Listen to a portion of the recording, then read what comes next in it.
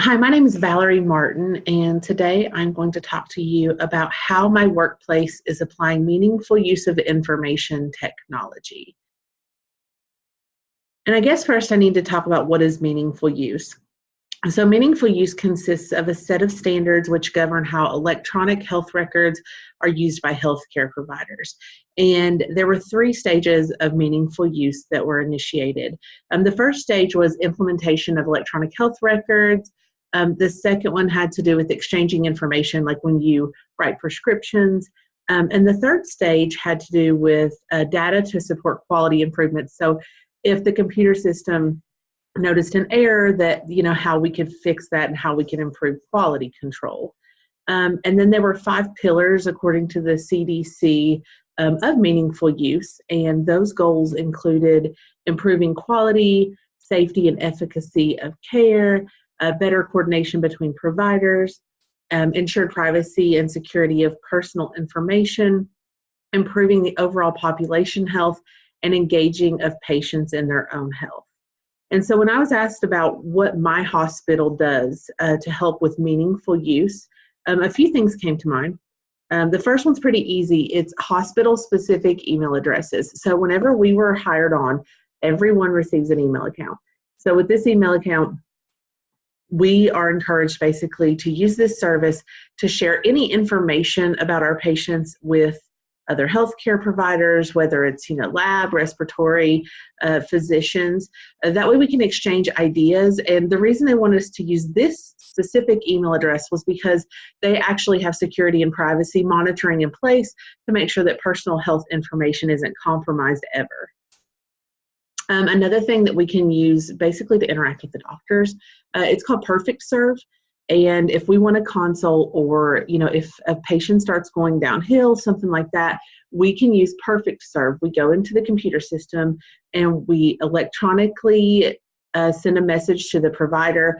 They can read it and they can either send us a message back, they can come meet with the patient, they can write a prescription, and that's ways we can talk to them. It's a lot quicker than the old have to page them, make a phone call, wait for them to get back with us. This way they can save time by just looking at the message and then deciding what they want to do. Sepsis trends. Something our hospital is very big on is looking at sepsis trends. According to the CDC, approximately 1 in 3 people who die in a hospital actually die from sepsis. So our hospital wanted to make sure that we did as much as we could to have that not happen. So we use something called a sepsis trend review. And we use a charting system that monitors heart rate, blood pressure, temperature. It does that all electronically. And if they see a change, such as an increased heart rate with a decreased blood pressure, or a temperature that's creeping up and a decreased blood pressure, it's going to initiate a sepsis trend review. And we have to go in there and review the charts. And if indicated, we are going to go in and start a sepsis bundle, which is basically going to get the patient quicker treatment. It's going to improve outcomes because they are getting quicker treatment. Another thing we do, which is relatively simple, is called a chart check. Basically what happens is at the end of our shift, we will get a chart check initiation. We go in and make sure that all orders that have been transcribed have been done, and any orders that are no longer required are discontinued.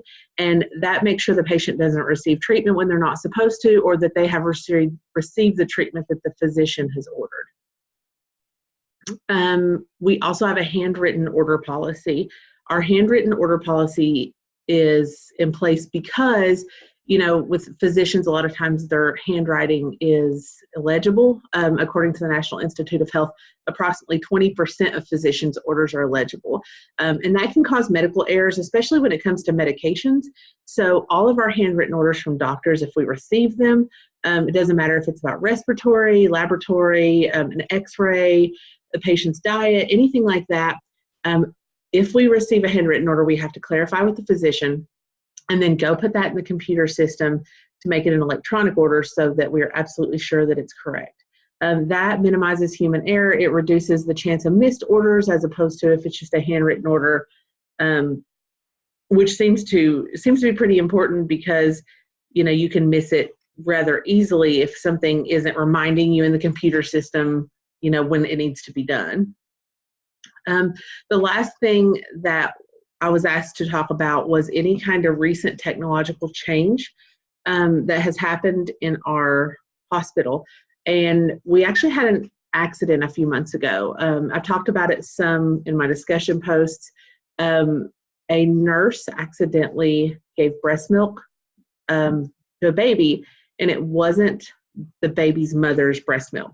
So they put a policy in place to where now every breast milk bottle that we receive has to have an electronic label attached to it. When the baby is getting ready to be fed, we have to scan the baby's wristband, and then we have to scan the breast milk bottle. That way it prevents the baby from receiving breast milk that isn't from the mother.